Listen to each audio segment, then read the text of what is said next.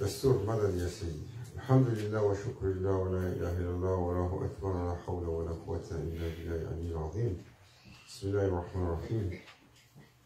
دستور مدد يا رجال الله سلطان الأولياء شيخ محمد ناجم الحقاني مدد. مدد يا صاحب الإمداد مدد الحق كما هشام كباني. أتيوا الله أتيوا الرسول والأولي الأمر منكم. Louange au Seigneur des mondes qui nous a rassemblés et qui nous a favorisés. Tarikatna sahba wal khayru fi jamaya. C'est Nashao Naqshband. Toujours il répétait cet adage, cette sagesse du compagnonnage, de la nécessité de s'accompagner les uns les autres dans la présence bénie d'une main, d'un guide, d'un moshe, d'un pôle. Car Allah Azzawajal a fait descendre sur l'assemblée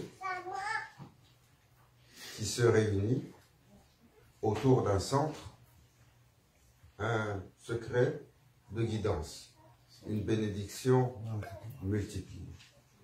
Le Majlis, sous l'autorité d'un cher, la présence spirituelle des gens qui tiennent ce chemin. Voilà un cher, c'est d'un cher, Cheikh Mohamed Nazim al-Haqqani, grand cher.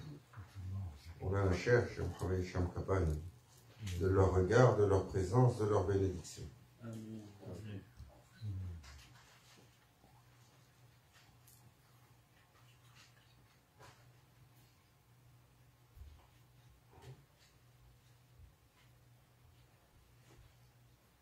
Une des caractéristiques du croyant, c'est son ascétisme, le zuhud.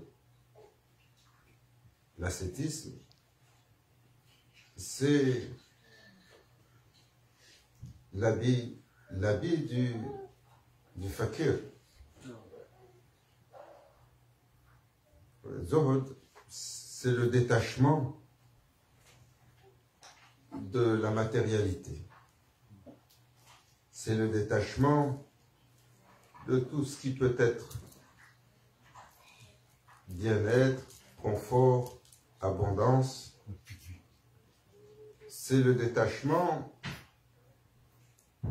de l'amour de cela. Mais il y a toujours une nuance.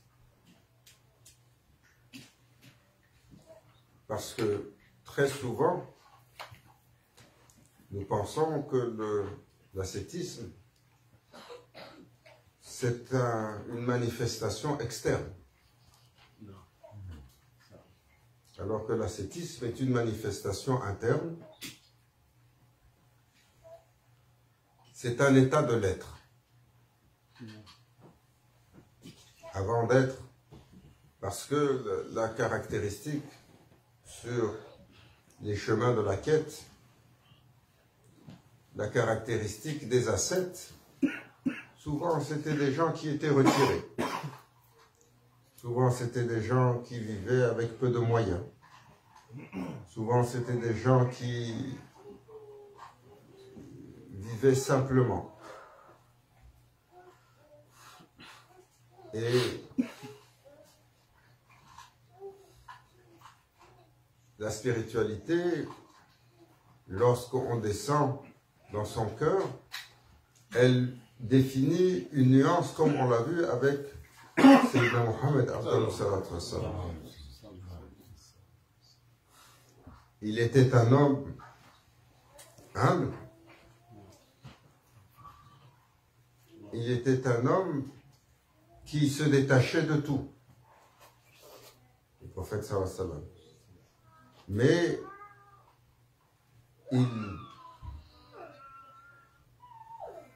il avait l'abondance. Un jour, il n'y avait rien, l'autre jour venait beaucoup. Et c'est le caractère de celui, l'ascétisme, c'est le caractère de celui qui, assis sur un trône impérial, son état intérieur n'est pas différent de s'il était dans une cabane ou s'il était assis sur les dunes.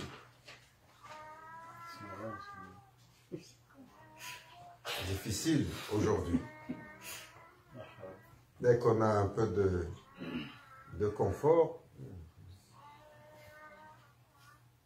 si on a l'habitude d'être assis en première classe ou dans le confort d'une belle carrosserie avec toutes les options, dès qu'on nous dit maintenant vous devez conduire sans le... Vous devez conduire manuel. Ça, c'était le temps de nos grands-parents. Quand on s'assoit, si on ne trouve pas le réglage pour chauffer le banc, le siège de l'auto, on pense que ça aussi, ici au Québec, on dit c'est une vieille minoune. Un vieux bazou.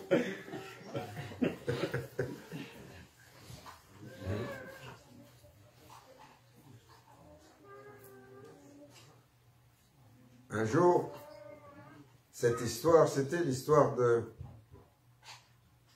d'un homme que le prophète sallallahu alayhi wa sallam a louangé. En disant de lui, celui-ci, il est inscrit comme un des gens du paradis. C'est Omar qui entendit cela, comme à son habitude, il alla visiter cette personne pour savoir qu'est-ce qu'il faisait qui lui valait ce titre. Et il a trouvé qu'il ne faisait pas beaucoup comme il l'espérait. Non, il faisait ses prières, mais il n'y avait pas d'excès dans quoi que ce soit. Et après 3 jours de l'avoir visité, son hôte lui posa la question, qu'est-ce que je peux pour toi? Il a dit, j'étais curieux parce que le prophète sallallahu alayhi wa sallam m'a dit une chose pour toi, mais j'ai regardé, je ne vois pas de différence, je ne vois pas que tu fais quelque chose d'excessif. Qu'est-ce qui te vaut? Il a dit, moi je suis quelqu'un de simple. Je vis avec des principes simples. Mais il y a 3 choses que je chéris. Si les humains me prennent et ils me mettent à leur tête et ils font de moi le souverain de la terre, à l'intérieur, ça change rien pour moi. Si j'étais le souverain de la terre, sur tous les humains, et qu'on me prend et qu'on me met comme le dernier de ce monde, ça change rien pour moi. Et il n'y a pas une journée qui se passe où je me couche sans avoir pardonné toutes les offenses qu'on m'a fait, quelles qu'elles soient. Quand je reviens à mon Seigneur, j'ai pardonné tout ce qu'on m'a fait. Je garde ces 3 principes que je chéris.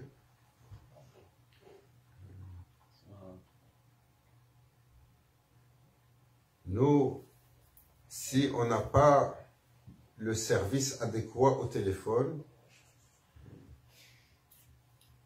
il ne nous a pas bien servi ou il nous a mal parlé, un nafs, il commence à gonfler. J'ai payé pour ça, je veux déposer une plainte au ombudsman. Ici, on a des commissaires aux plaintes dans toutes les grosses institutions. On parle comme ça, ou on pense comme ça.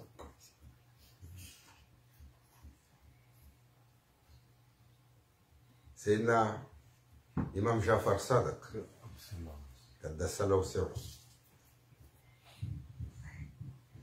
il était le 5e cheikh sur la silsila. Imam Jafar Sadak, c'était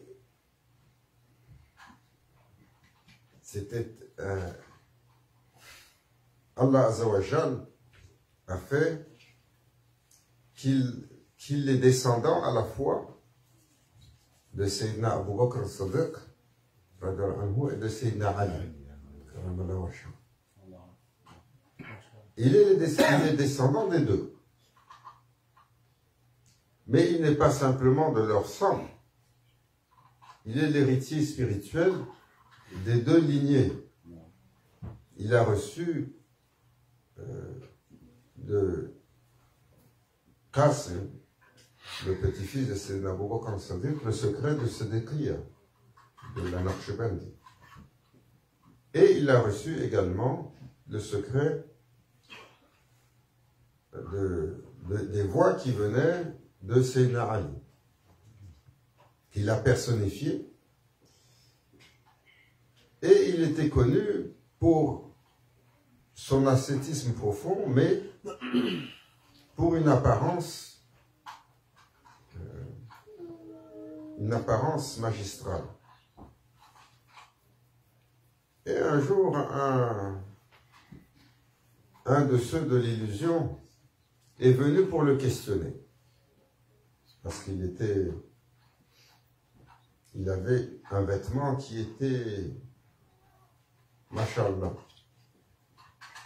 une tunique blanche, magnifique, brodée. Celui-là, il a dit, toi tu es censé être un cheikh, tu dois être un ascète. Et je regarde ton apparence et je vois que c'est un peu chic.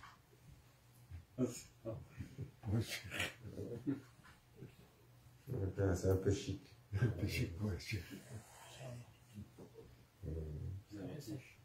Masha'Allah. Imam Jafar Sadak, il lit les cœurs. Il a dit, viens mon fils. Il a déboutonné sa tunique. Et il a ouvert. Et en dessous, il y avait le vêtement de laine brute. La laine brute qui, quand tu la portes, ça te donne comment on appelle ça? L'eczéma. La laine, si on n'a pas l'habitude, et qu'on est des douillets comme nous autres, les gens de la fin des temps et les gens des villes, non? Dès que tu baisses un peu la température, tout le monde se plaint. Il commence à dire, moi le premier. Il a monté un peu. J'ai dit, le confort, il faut que ce soit au-dessus de 21, 22. Si tu nous mets à 18, ça ne marche pas. Et il lui a montré. Il a dit, ça, c'est pour Allah. Il dit, ce qu'il y a par-dessus, c'est pour impressionner les gens comme toi, qui ne voient que ça.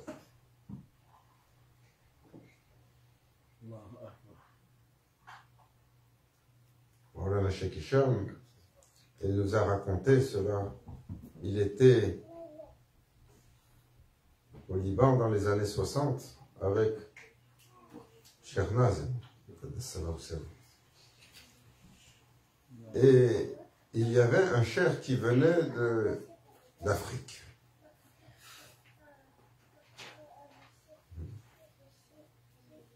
Il y avait un cheikh qui venait d'Afrique qui était un cheikh Tijani. Dans les années 60. Il est venu et il a demandé à rencontrer Maulana Cheikh Nazim. C'était Cheikh Ibrahim Niass.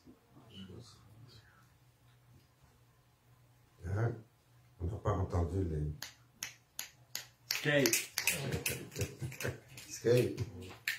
C'était Cheikh Ibrahim Niass. Et Cheikh Ibrahim Niass, c'était un pôle de lumière. Allahu Akbar. Subhanallah. Et il avait été reçu au Liban par des disciples tijanes. Et ces disciples tijanes l'avaient reçu et ils avaient loué une suite royale dans un des hôtels les plus chics de Beyrouth. Hein, il faut se rappeler que Beyrouth, dans les années 60, c'était le grand luxe du Moyen-Orient. On l'appelait la Suisse du Moyen-Orient.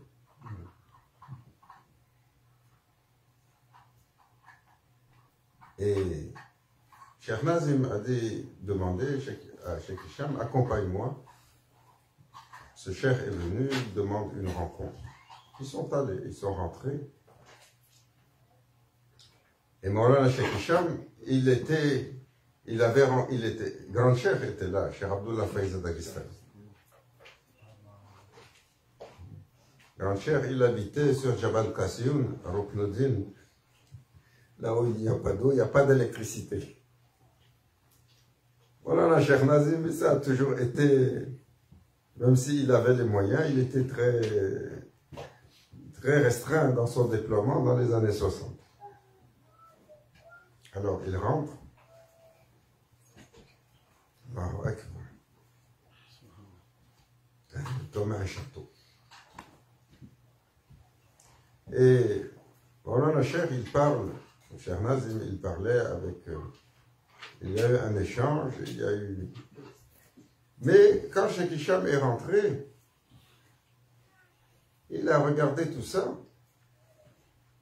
et il s'est dit, c'est beaucoup. Et les hommes d'Allah, ils doivent être plus modérés que ça. Il a juste pensé. Il a dit, alors que je pensais ça, le cheikh, il s'est tourné vers moi. Cheikh Ibrahim Niass. Il a dit, ne pense pas comme ça, mon fils.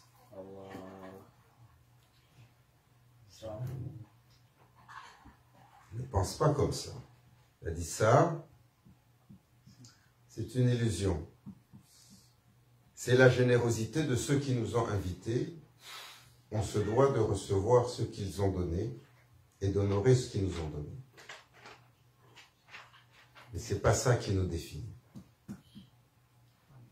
Après, il l'a regardé, il a dit, mais je vois que tu es sincère.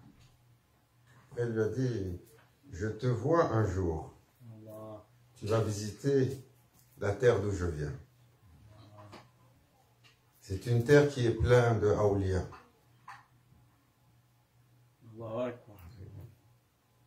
Il venait du Sénégal, Cheikh Ibrahim Niass. Allahu Akbar. Il était un des cheikhs, quand il rentrait en Égypte,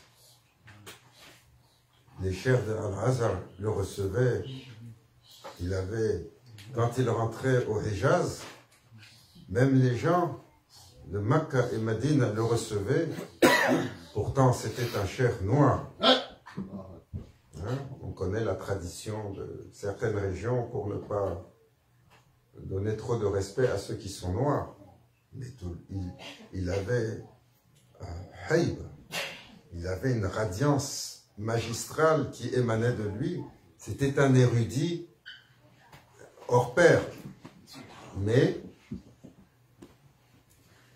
et quand vous voyagez dans cette région, on a fait un voyage avec Maulana Cheikh Hicham en Afrique de l'Ouest. Et partout où on passait, on voyait ses disciples.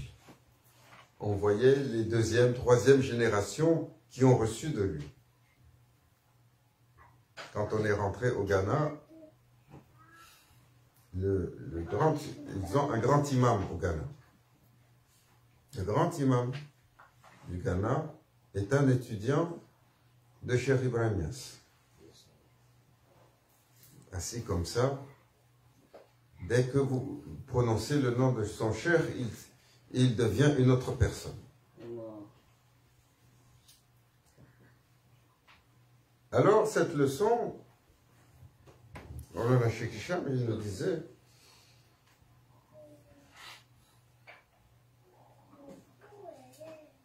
il fut un temps, l'ascétisme était parfois manifeste. Il dit, mais notre temps, Grand Cheikh, il a dit, le temps de ces derviches retirés est clos. Nous rentrons dans la fin des temps. Nous rentrons dans l'ère de l'illusion absolue. L'ère du Dajjal. L'ère de l'ultra-matérialité.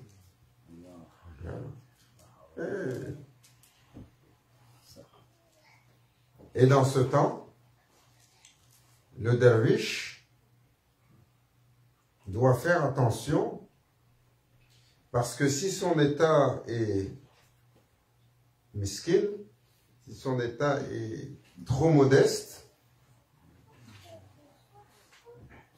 ça altère le devoir qu'il a de transmettre quelque chose. Ce que le grand cheikh disait. Et il disait, oh, Hicham Effendi. Il parlait à Maulana Cheikh en lui disant, habille-toi des plus belles étoffes. Maulana Cheikh, il disait, quand il décrivait grand cheikh, il disait c'était un homme très simple. Il vivait dans une petite maison qui avait 2 pièces sur la montagne. Il n'y a pas d'eau courante, il n'y a pas d'électricité. Pas de réfrigérateur, ça c'est... Il dit même pour la nourriture, ils amenaient la nourriture de Cheikh Mohiuddin Ibn Arabi. Il y a son makam qui est à quelques centaines de mètres. Donc tous les jours, on cuisine et grand cheikh, il n'avait rien, on amenait la nourriture de l'Europe. Il a dit, mais toi, tu vas voyager entre l'Est et l'Ouest. Et tu vas rencontrer les gouvernants, les dirigeants et les puissants de ce monde. Et tu vas devoir leur tenir la main pour leur montrer le chemin.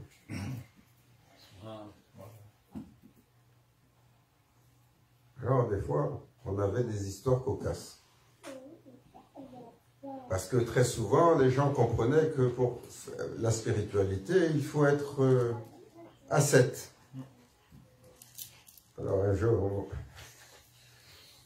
on dit qu'il y a des étudiants qui sont venus. Ah, celui-là, il vient de Suisse. Celui-là, il vient d'Allemagne. Celui-là, c'est un docteur. Celui-là, c'est un chercheur. Il y avait des gens qui découvraient l'islam à travers les machères, qui étaient attirés. Souvent, c'était des grands intellectuels.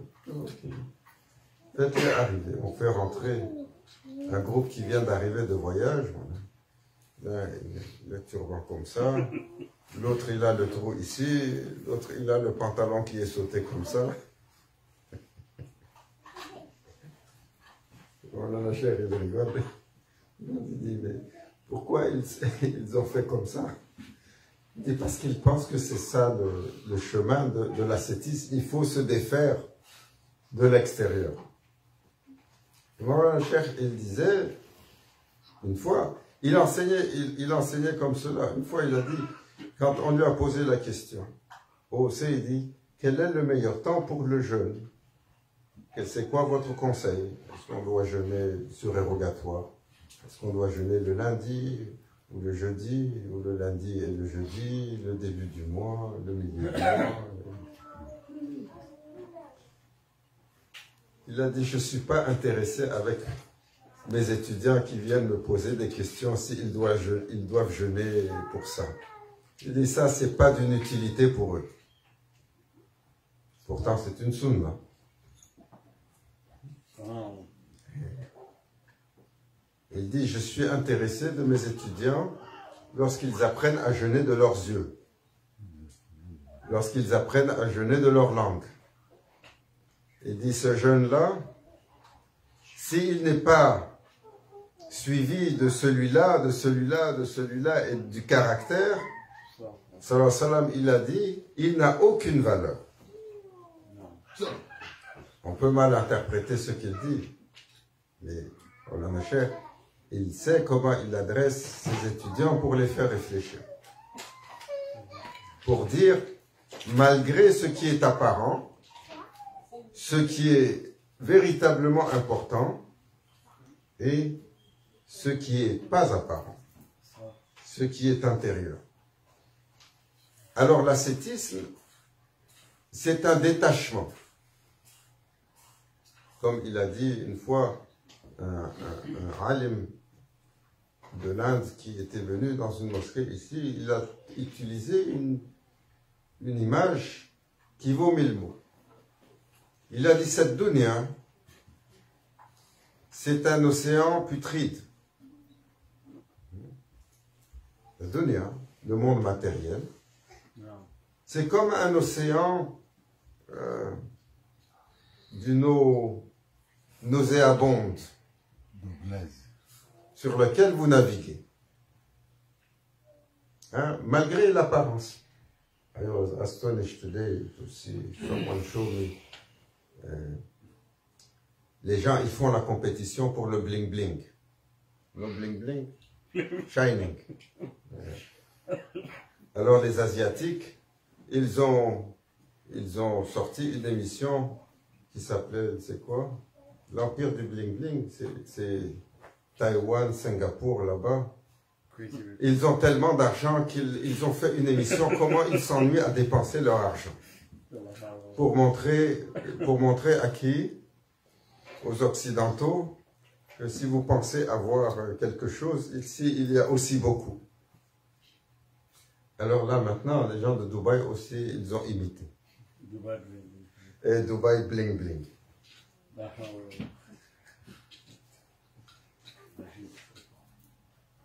Non, astaghfirullah. Et c'est d'une futilité. C'est d'un non-sens. Pourtant, ça attire les gens assez. Alors, Allah Azza wa Jal, qu'est-ce qu'il dit? Il dit, dunya, c'est pas plus important que l'aile d'un moustique aux yeux d'Allah. Ce monde matériel, il est illusoire, il est corrompu, il est maudit, et il est un scénario nécessaire, un mal qui a été établi pour que soit fait un exercice pour Bani Adam. Mais, dans son essence, c'est une illusion malsaine. Et il n'y a pas de demi-mesure. Alors, ce alim de l'Inde, qu'est-ce qu'il disait? Il disait, nous devons naviguer sur cette dunya. En naviguant dessus, assurez-vous que dans votre embarcation, dans votre bateau, l'eau ne rentre pas, l'eau de cet océan. Il faut apprendre à naviguer dessus sans que cette eau rentre dans votre barque, sans que l'amour de cette dunya ne rentre dans votre cœur. Sinon, si l'eau rentre dans votre embarcation, Allahu Akbar. Hein, vous avez jamais été sur le lac, sur la rivière, sur le fleuve ou sur la mer et l'eau commence à rentrer dans l'embarcation? Non? Voilà, ça c'est des citadins confortables de la vie. Nous, on avait chez nous le fleuve, le Niger. Sur le Niger, il y avait des pirogues. Hein, c'est des embarcations en bois. Et les pirogues, la moitié d'entre elles avaient des trous dans le fond. Alors des fois, vous devez traverser, vous dites l'eau, il faut vider. Il faut vider vite. Alors il disait,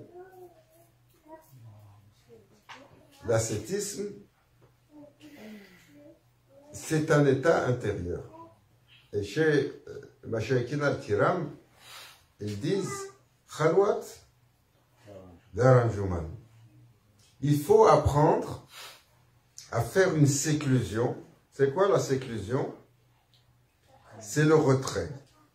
C'est le retrait de tout. Il faut apprendre à faire une séclusion, malgré le fait que vous êtes dans la foule. Ça, c'est difficile. Pour faire une séclusion alors qu'on est dans la foule, qu'est-ce qu'il faut apprendre à contrôler? Il faut apprendre à contrôler les portes de l'enfer.